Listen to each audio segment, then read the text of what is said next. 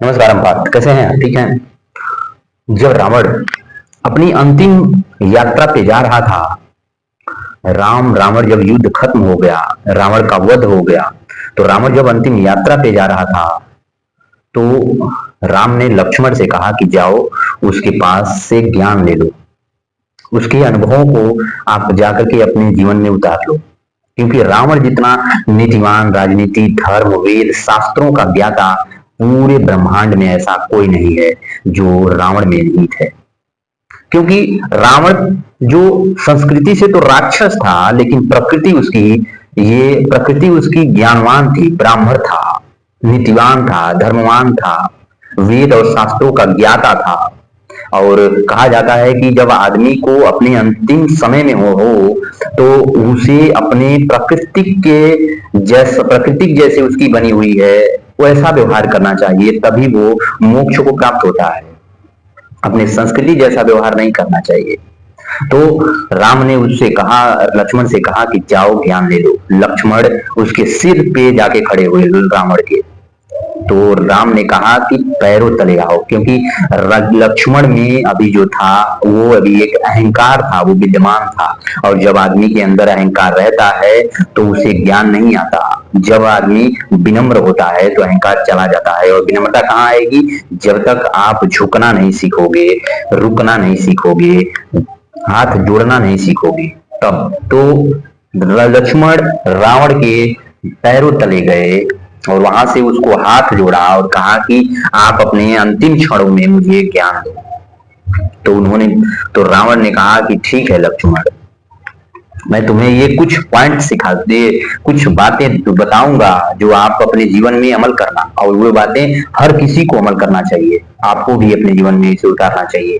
इसीलिए मैंने इस पॉइंट को नोट किया और मैंने सोचा कि मैं आपको भी ये पॉइंट बताऊं कि पहला उपदेश रावण ने जो दिया लक्ष्मण को, कहा कि अहंकार सत्ता का हो या सुंदरता का, शक्ति का हो या भक्ति का, धन का हो या धर्म का, ज्ञान का हो या किसी का भी, आपके अंदर अगर अहंकार आ जाता है तो आप अपने कुल का नाश कर दोगे। किसी का भी आपके अंदर अहंकार नहीं आना चाहिए।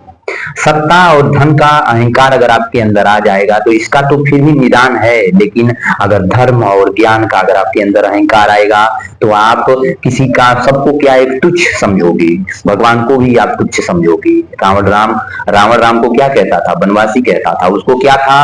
अपने धर्म और ज्ञान का अहंकार आ गया था और इसलिए रावण राम को एक वनवासी समझता था, तुच्छ समझता था, इसीलिए उसका कुल नाश हो गया।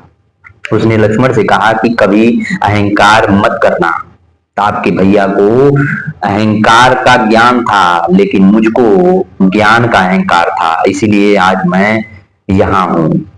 और ये भी बात उन्होंने कहा कि मैं विद्वान हूँ। विद्वान व्यक्ति और विद्यावान व्यक्ति में अंतर होता है। विद्वान व्यक्ति जो होता है वो शिक्षित होता है, लेकिन विद्यावान जो व्यक्ति होता है वो सुशिक्षित होता है।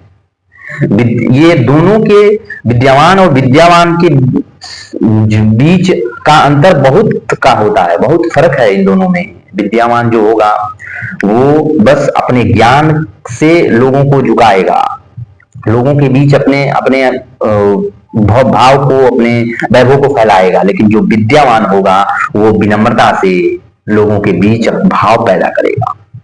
इन दोनों के सामने लोग हाथ जोड़ के खड़े रहेंगे, लेकिन विद्यावान जो होगा उसके सामने लोग डर से हाथ जोड़ेंगे, लेकिन विद्यावान जो होता है उसके सामने लोग भाव से हाथ जोड़ते हैं।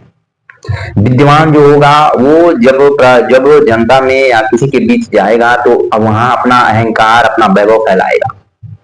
और विद्यावान जो होगा वो जब जनता के बीच जाएगा तो वो अब वहां पे अपना भाव, अपना नम्रता, विनम्रता, दया भाव फैलाएगा। बहुत अंतर होता है विद्यावान और विद्वान में, जमीन और आसमान का फर्क होता है। राम विद्वान थे, लेकिन रावण विद्वान था। राम क्या थे? विद्यावान थे।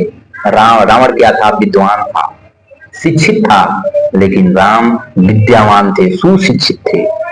और उसने फिर दूसरी बात उन्होंने कहा कि जीवन को सार्थक बनाने के लिए शत्रु दृष्टि और मित्र दृष्टि होना जरूरी है। आप अपने दोस्त का चुनाव निम्न से निम्न स्तर के दोस्त को व्यक्ति को भी चुन सकते हैं। क्या मैंने कहा कि आप अपने दोस्तों का अगर चुनाव करना हो तो निम्न से निम्न व्यक्ति का भी चुनाव कर सकते हैं और उसे मित्र अपना बना सकते हो, लेकिन आपको अपने शत्रु का चुनाव बड़ा सोच समझ के करना चाहिए। सोच समझ के, ये इसलिए मैं कह रहा हूं क्योंकि आपका पहचान जब होगा तो आपके शत्रु से होगा। इसीलिए शत्रुता अपने से बड़े लोगों का करना चाहिए। अगर शत्रुता आपको करना है तो बड़े, अपने से बड़े का करना चाहिए, आपसे जो कई गुना बड़ा हो उससे शत्रुता करनी चाहिए। क्योंकि जब आप पहचान बनाना, आपकी पहचान होगी तो आपके शत्रुओं से होगी, ना कि आपके मित्रों से। इसीलिए रावण को देखो तो रावण, राम के साथ जितने लोग दोस्त थे उनका कुछ नहीं हो पाया, लेकिन रावण जितनी दुश्मनी से राम का प्रिय हो गया उतना दोस्ती से लोग उनके प्रिय नहीं हो गए। रावण उनके जो दुश्मनी से रावण की ख्याति इतनी बढ़ गई, दुश्मनी से रावण की ख्याति बढ़ी, दोस्ती से नहीं बढ़ पाती। रावण बहुत चालाक था, उसको पता था कि मैं अगर दोस्ती कर लूंगा तो वो मुझे नहीं मिलेगा जितना मुझे दुश्मनी से मिलेगा। क्योंकि आपको पता होना चाहिए कि अगर आप किसी से दुश्मनी करते हो तो आपका दुश्मन ही होता है जो आपको चौकन्ना कर देता है, जागृत कर देता है, आपको तत्पर कर देता है अपने लक्ष्य के लिए, आपको निर्भर नहीं रहने देता। वो दुश्मन ही होते हैं जो आपको अपने एरिया को सुनिश्चित करने का एक बात और एक अनुभव देते हैं, आपको चौकन्ना करते हैं। और अगर ध्यान से देखो तो आप सबसे ज्यादा चिंतन अपने दुश्मन का ही करते हो, और जब आप अपने दुश्मन का चिंतन सबसे ज्यादा करते हो तो आप अपने दुश्मन के भाव में ही हो जाते हो, और सबसे ज्यादा जो चिंतन जिसका करता है वो वही हो जाता है। तो आप जब बड़े लोगों से दुश्मनी करोगे तो बन जाओगे आप। इसीलिए जो दुश्मन होता है वो तिरस्कार का नहीं, नमस्कार का भी पात्र होता है। आपको ये करना चाहिए। तीसरी बात उन्होंने कहा कि महत्वपूर्ण बनने से अच्छा है कि उपयोगी बना जाए। एक बार मैं फिर कहूंगा, तीसरी बात रावण ने क्या कहा लक्ष्मण से कि महत्वपूर्ण बनने से अच्छा है कि उपयोगी बना जाए, क्योंकि उपयोगी व्यक्ति जीवन भर महत्वपूर्ण बना रहता है। तीसरी बात चौथी बात तो रावण ने लक्ष्मण से कहा कि आपको एक बड़ी व्यवस्था का, जो ये व्यवस्था का संचालक होना चाहिए उसे छोटा होना चाहिए। जैसे हमारे शरीर का जो बड़ा अंग है इसका संचालक क्या है, मेरा मस्तिष्क छोटा सा है। हाथी ऐरावत, हाथी का संचालक कौन होता है, एक छोटा सा अंकुश।